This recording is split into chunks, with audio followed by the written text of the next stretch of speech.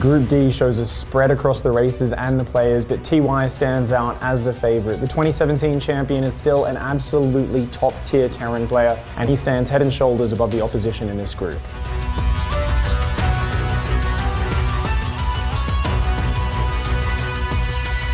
A lot of the other players in Group D have a fighting chance, but Su has been looking very solid lately. He has been absolutely crushing online. Hot on his tail, of course, is Scarlett. For the hardcore fans and those following the qualifying stages, you would have seen incredible play from Bunny. His form has been fantastic. If he can translate that into performance on the big stage, he's going to really surprise a lot of the viewers.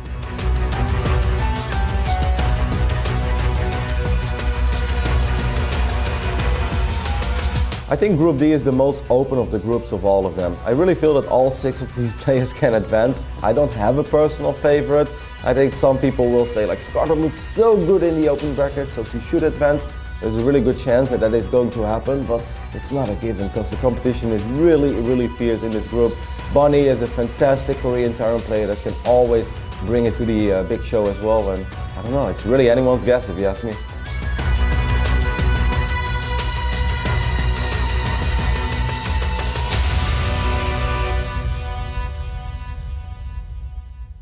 Final group here of the Intel Extreme Masters Katowice round of 24. Group D, let's get into it as we do have Maynard and Rotterdam joining me here at the desk. And we're going to be talking about quite the highlight in my mind of the group in itself. Deer going up against Scarlett, Newbie going up against Newbie, the team I mean, and overall, very excited for it. Thank you for that clarification. I'm very excited as well, just of Group D in general. Yeah. Couple more Terran hopes in there, but focus on Deer and Scarlett. This is a bit of a clash of styles again. Like, you know, Deer is another one of those hopefuls for a macro Protoss. Yep. Scarlett is one of those players that will be using Nidus Worms in this series. She is a very aggressive and very hard to read Zerg. Looking forward to events. Could be great. Rotterdam, I want your opinions. I understand that you're mesmerized over there with the Serral innovation game that's still going on. This game is never going to end, I swear. Like, it's actually never going to end. 38 minutes. Now, I've said this already before, James, so I'll keep it short. This group to me is the Wild Wild West. I understand that people think TY is maybe the favorite and U-Thermal's an underdog, but I honestly believe that all 6 of these players can make it out. Scarlett, Deer, you said it's a highlight. I think this entire group is a highlight, but you know what, even though I'm a little bit Dutch biased, I'm a little Protoss biased, I do think it's time for some of my Terran comrades to finally make it into the round of 12 now, so I'll be putting on my Terran cap and I'll be cheering for the Terrans. Imagine that, Maynard. Terrans. Terrans in 2019. Bunny and TY. Yeah, I mean, Bunny is such an entertaining Terran. He's a very, very aggressive Terran. Yeah. When he makes a starport, the first thing that comes out of it is a medevac. Not a Viking, not a Liberator, because he wants to start dropping and pressuring his opponent immediately. He is such an aggressive guy.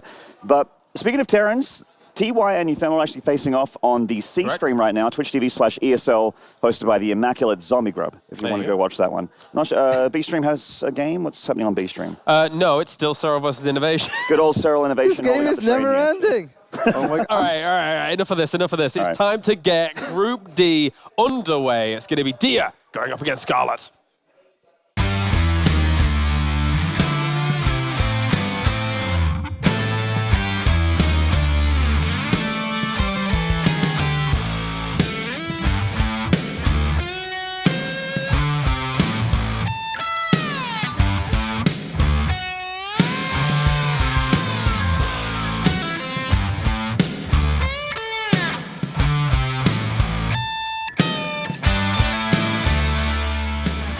After a grueling Group C, I am so excited to introduce the players for our first match of Group D. We have a GSL champion taking on the Intel Extreme Masters Pyeongchang champion. Please welcome on stage, it is Deer and Scarlett.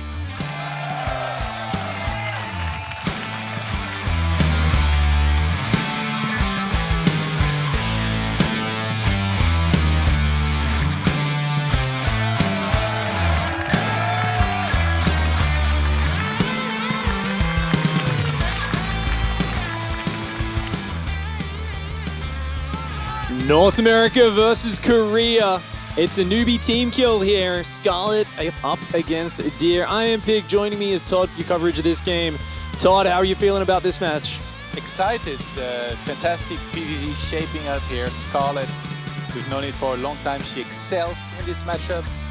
Wasn't always the case, but definitely worked very hard on it. And we saw really a little bit of a revolution, I guess, in her build orders and in some of the style that she's used over time as well.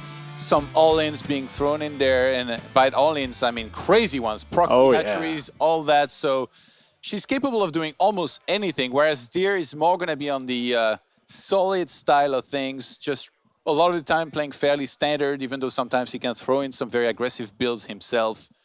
He kind of has his own take on some of the styles, right? He'll have his own little adjustments and flair in there. I do think of Deer as one of these very macro-oriented, as you said, relatively standard in the way he tries to kind of react to his opponent, get ahead, but he is one to mix in some odd styles here and there. You know, we'll occasionally even see many years ago things like Disruptors coming out against Zerg and all sorts of odd little maneuvers. So I'm always keen to watch Deer because he is a player who's had some of the absolute highest highs in his StarCraft II history. Dating back 6 years ago, 2013, he had an absolutely incredible streak of wins in Korea and at the BlizzCon finals that year. Scarlett, of course, another player with a huge history in this game. They're both playing on the Chinese team Newbie now. And I can't wait to see how their styles match up here as we are about to launch into the first map. Let's get it started big. Really looking forward to this one. We've seen quite a few PvZs actually already in this tournament. We're gonna be seeing a bunch more, but stylistically, these two definitely shape up to give us an exciting match here, I think. Yeah. And here we go. We are going to be starting off on Cyber Forest. And we're going to start off with our Protoss player up here in the top left-hand side of the map. In the blue, give it up for Deer.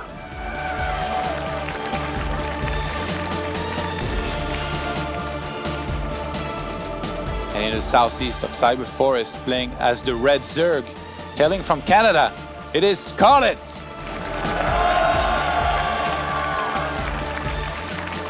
We've seen in some of these groups how important it can be to start with the first victory, and I think both of these players are looking to do just that there. Yep. Scarlett, nothing crazy here in game number one. It's just going to be a hatchery early on, and no particular early game scouts. Not that it's needed or anything. I mean, obviously you need to watch out for something like a cannon rush or anything like that. That's why the second Overlord is going around that natural base right now. But Deer, no early game scout himself, feeling very confident that Scarlett wouldn't throw any big cheese at him.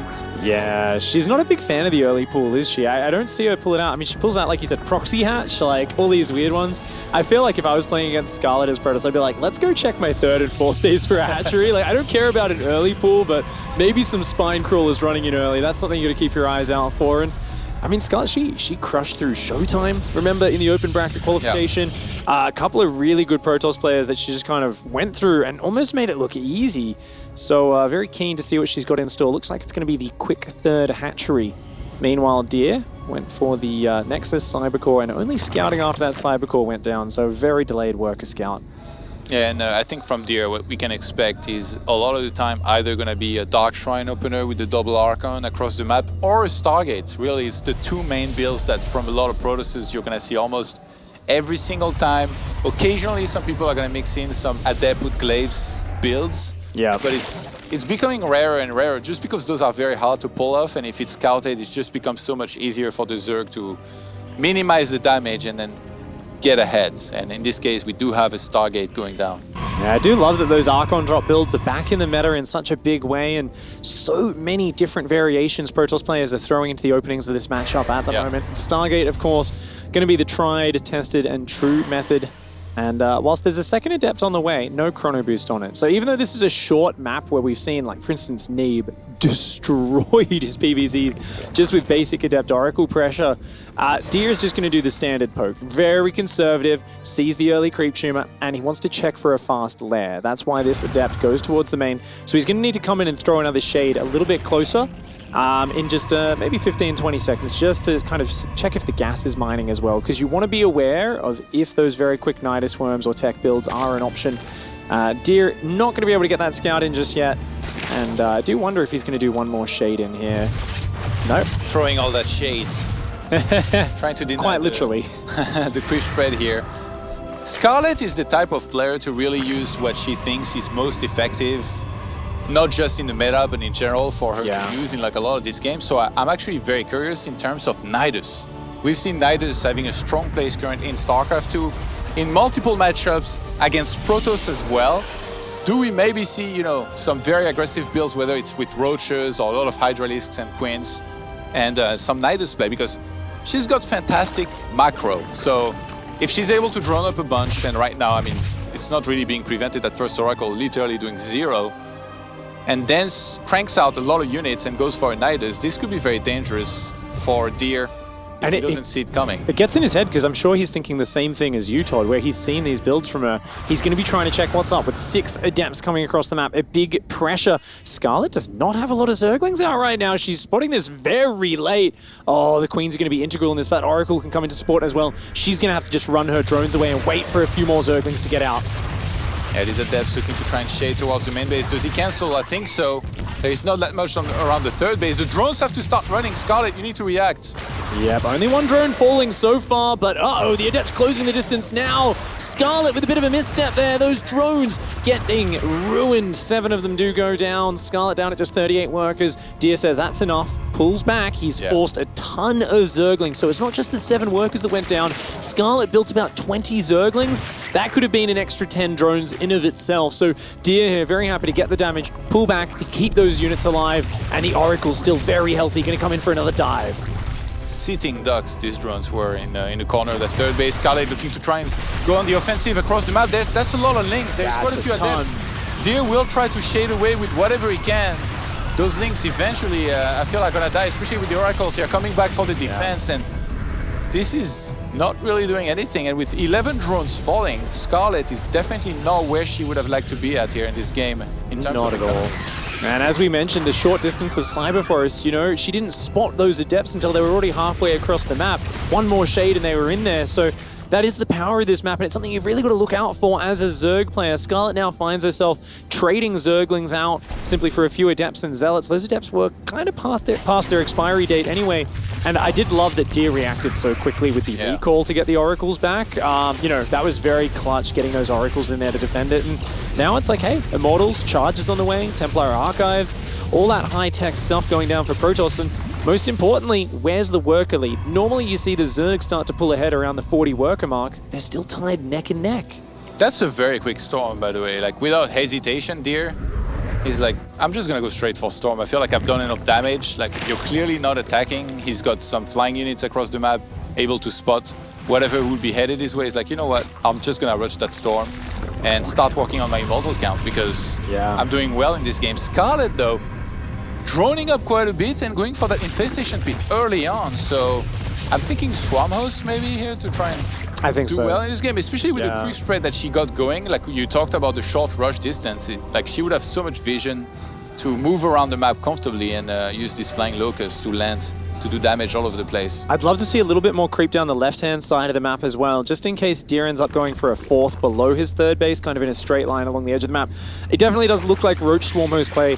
Lots of Queens as well, going to be able to push back the air units. And the idea with this style, if indeed that is what we see, I mean, it's got to be at this point. There's no other tech. You're not going Hive at this point. Roach Broodlord, not really a thing. So we are going to see Swarm Host coming in and kind of looking to just throw those waves and snipe down High Templar, get in mineral lines, kill the probes, take down tech structures, and you support that with Mass Roach Ravager. Roach Ravager, normally a pretty terrible composition on its own, but if the Protoss has to come out in the open to fight the Locust to push back the Swarm Host, suddenly the Roach Ravager can find beautiful angles. So we're going to see how Scarlett plays this out.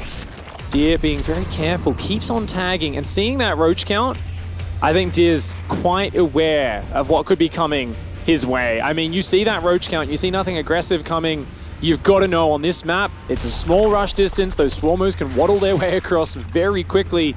He's definitely going to have to deal with that. A Warp Prism on the way, that'll allow him to counterattack. That could be a start to defending this. I wonder if Scarlett might use the Nidus as well here eventually, because, again, like, they're so cheap, and you can threaten the main base. When you have this many Swarmos, if she uses, like, you don't even need to Nidus inside of the main base. You Nidus outside, it's perfectly safe. Very likely Deer wouldn't see it, and then she sends the Flying Locust towards that main Nexus, takes it out, and then can start applying pressure onto that third base. But by the look of things, she's just gonna amass one main army with Roaches, Queens, and all of these. Oh, that's bad. Yeah, that's really, really bad actually, because these tags are very important. Yeah, that's a lot of vision gone now. Deer's going to have to kind of rely on getting out of the map. Now, good storms there on these swarm hosts. Scarlett's going to want to probably split the waves up and not use all the locusts at once. And she's probably also going to try to micro these locusts on top of the High Templar. Now, notice the Ravagers here, the Roaches. They're going to use those piles. They've got to keep the Protoss at arm's length. But there we go, Deer coming forward, forcing a lot of these locusts out. They're going in, but they're not really finding the damage. The pullback and the storm. Very nicely done by Deer, only losing a couple of Zealots. Yeah, microing as well as he can here so far, but I mean, he's kind of on his side of the map and being sieged by a siege that will just never really end. He's waiting to find an opportunity in between some of the corrosive bile and Locust, but is that ever gonna come, really? Oh, like, man, starting to lose units left and right. That's Scarlett. a crazy amount of Ravagers. The High Templar are in the open, Todd. The Roaches and the Ravagers continuing to be very patient. Scarlett not jumping the gun. She just wants to keep harassing with the corrosive piles, keep throwing these Locust waves. The supply difference is insane. Now, don't get me wrong, a lot of that's Roach Ravager. It's not efficient units, but this position is just insane. She's staggering those Locust waves. It seems like there's endless units just going into the fray. These High Templar trying to get back to safety. Archon's trying to morph, but they're not ready just yet. And I think Deer very soon is going to run out of storms. That War Prism, that was very, very dangerous actually against this many of these Ravagers being nearby there. Deer trying to fight this as much as he can. Actually moving on creep now, really Scarlett, engaging. she's got to pull back. She can't fight this. She's got to kind of let him come deep on the creep and then flank with the swarm hosts. He's come too deep. The Locusts are coming in from behind. The trap is complete. Locusts coming in from the backside of that army. The Prism here trying to give a little bit of micro opportunity. But look at this army. That is not what you want as a Protoss player at this stage of the game. It's just a few wounded units trying to escape the clutches of the Zerg. The soup does not lie in this case. The Locust coming in from behind once again. Deer has no escape. He can only pick up so many units. There is just one single War Prism. He's lost almost his entire army. Down to 43 against 108. And Scarlett is not going to stop here. She's going to press forward. And with this Locust about to come back, this might be the killing blow here in a second. Yeah, I mean, I feel like the fast storm style was just not the right tech choice here. You know, Deer was so pushed back. If he'd been able to get some space for himself, he would have been able to mitigate some of these Locusts. But because he's been back up against his third and his natural, he's had no room to retreat, and he's kind of had to engage. The Immortal drop coming into counterattack, a desperate attempt to pull Scarlett away, and it is a good choice here. 3 workers going down, but Scarlett, she's just going to send a few units to defend her swarm host, continuing to harass on the front lines. Yeah, these Locusts, every time they come in at the exact right time, just before the swarm host would be really threatened here. And with the Queens able to deal with that Prism here, this is gonna get chased back. Scarlett still dealing a lot of damage here to this army, using the opportunity with the Ravagers as well to take out one of the gates here. Ooh, this army is being jumped on top of, and it's off creep here. Yeah, the Locusts, though, once again, even though she's losing a lot of those valuable Ravagers, Deer has to pay the tax. Every time he chases her down, he eats corrosive piles, and then the Locusts come in from behind and punish his army. So every single time he does get shut down, that Prism, he's already lost one of the Immortals. The Bile's going to punish the Phoenix, and even though Deer's finally taking down a few of the Ravagers, the Swarm Hosts are the important unit, and they are standing strong. I think it's like 20 Swarm Hosts. And so many. Deer wasn't paying attention to his War Prism across the map, lost both of the Immortals and the Prism there. There's going to be no counter-attacking capability here at this point. He's only sitting back at home trying to defend against an army that's just swarming him consistently between the Roaches and the Locust here. Yet again, another wave is going to come in, down to 23 army supply to 119.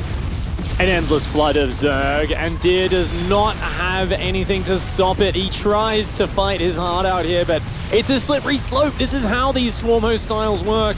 If you take too much damage early on, if you can't really get your foot underneath you and clear some map control up, the Zerg will wear you down. And Scarlett there with textbook Roach Queen Swarm Host, taking advantage of the small rush distance on that map. Business as usual for the Canadian Zerg. The Queen of Blades swarming the Protoss player here. Locust wave after Locust wave. And it feels like for Deer to counter this properly, he would have had to be out on the map and threatening a counter-attack. Because if you just sit home, you're just going to be suffering and suffering against every single Locust wave that's going to hit you. And he kept on losing units. He dealt with the first few waves nicely with the High Templars, but then once you run out of storms, it becomes a different story. And not having Colossi, obviously, makes it also very difficult. So I think counter-attacking may be the way, having a War Prism across the map earlier maybe, because then the Swarmos would have to come back. Remember, there was no Nidus either. Indeed. But yeah, the creep spread helps so much here too. You know, interestingly enough, against this style, as you said, you've got to get a push out there, and I feel like Sentries are almost a more useful unit than High Templar, right? Going for a Fast Storm, fantastic against Hydras, Banelings, not bad against your Lurker styles as well, but against this style, your Storms take so long to regenerate on those High Templar, and they're not really taking down too many Locusts and Roaches each wave. So I feel like you need to be able to have the ability to move out of the map, bully the Roaches and Ravagers away, and in some way, having a few more Sentries earlier can help you out, right? If those Ravagers and Roaches come too close, you trap them with the Force Fields. As soon as the Locusts are launched, you pull back. And that's really what the Swarm Hosts are about. It's this unit which throws out these incredibly high damage Locusts. But the Locusts only last for about 15 seconds or so, and the cooldown is over 40 seconds on the Swarm Host. So they aren't constantly able to use that ability. They look incredibly powerful when the Protoss is pushed up against a wall, no ability to move out. But that is the secret to countering it. Getting out there on the map, clearing up the creep, sending in some Zealot counterattacks. Scarlett was very undefended on the rear. And not just that, it was very micro-intensive. Yeah. She has to put her full attention into kind of pairing up that Bile Roach Ravager micro, where she's staying out of range of the Immortals and the Storms, but she's hitting the Biles. The Locusts are trying to flank in. That's all very complicated to do. You throw some Zealot counterattacks in, you push her back a little bit, it's much harder for her to bully Deer out of the game. Locusts is one of those things where if you play Zerg, it feels like it takes an eternity for it to come back, and if you play Protoss, it reloads instantly, is what it feels like. Yeah. In this case, there is a just center, just right balance in all of this, and Scarlett definitely figured that out a little bit better, I think, than Deer, who, from the start of that push, in my mind, it was just always going to kind of sit there and keep on losing units, and never really was going to be able to break through the army and siege that was so close to his third base, which is maybe why he felt like he needed to kind of sit there and wait for Scarlett to make a big mistake, which just didn't happen. So, yeah, we got a lot of new viewers in StarCraft, and for those of you who might not know, you know, what these guys, what their success has been like in the history of StarCraft, here are some numbers. So, in the What case, sort of numbers do you have for us? in the case of Deer, lifetime earnings are around $180,000. Not too bad. Scarlett's over $300,000. Ooh, not a bad little prize point there of that esports earnings. How valuable of you to bring us those numbers, Todd. I'm pretty sure They're the numbers that matter, all right? that is, it's true. MMR is cool, but how much you got in the bank playing video games is also a pretty cool number in my mind. Money doesn't lie, and these are two very storied. The soup, I mean, the soup lies sometimes, not too often though, not too often. Very rarely. Very rarely indeed. Of course, Scarlett does have a technical issue there. They're just kind of trying to get that sorted right now, making sure the conditions are completely perfect before we hop into the second map. A lot of fans down here very happy to see Scarlett, and personally, I'm just very happy to see Deer again. It's been a while since I've had a chance to watch Deer live at a tournament playing. He's a player who brings a lot of flair, a lot of style, and Was it Deer who had Jadong unburrow the Roaches on him? Yeah. That was Deer, right? Yes. Back in 2013. Definitely didn't bring too much style in that one. That was Jadong styling on him. Yeah. That was one of the most epic moments, I think, in StarCraft that I've ever seen. Yeah. Like later, I looked around and it was just a sea of people inside of the convention center watching that game and sharing like an incredible moment where Jadong just... Back in a time when there wasn't a lot of counterplay for force fields as well. A big sentry push, Stalkers moving across the map. Ravagers to save the day. 20 Roaches just hidden under the ground saying, please walk over us. And they popped out from underneath. That was a beautiful moment, obviously, for Jadong, and a terrible loss there for Deer. And I think it was the semi-finals of BlizzCon. Quarterfinals.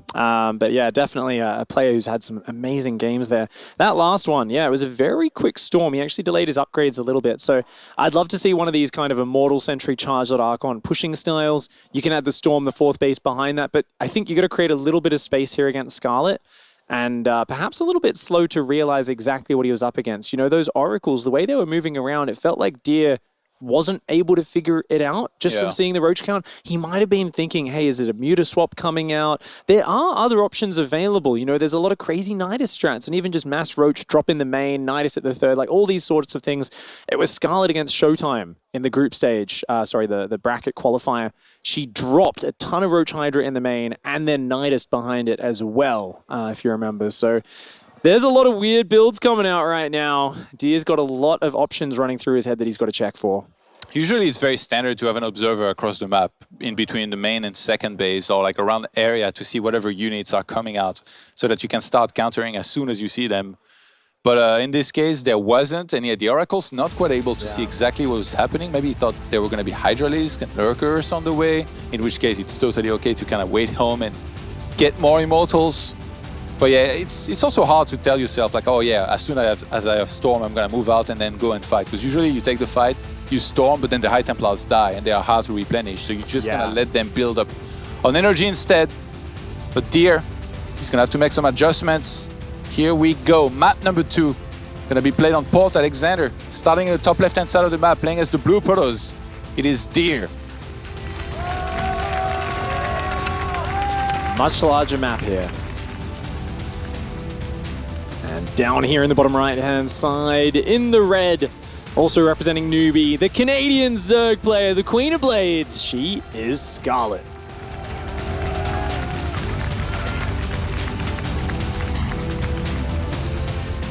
I think Deer's early game was pretty good too last game with the Adepts. Like he killed a whole bunch of drones. He was just like the Oracle. The Oracles after that, or like just kind of the whole game, they didn't really do much. He lost one to like what, like a Queen or something. So that was maybe a little bit sloppy.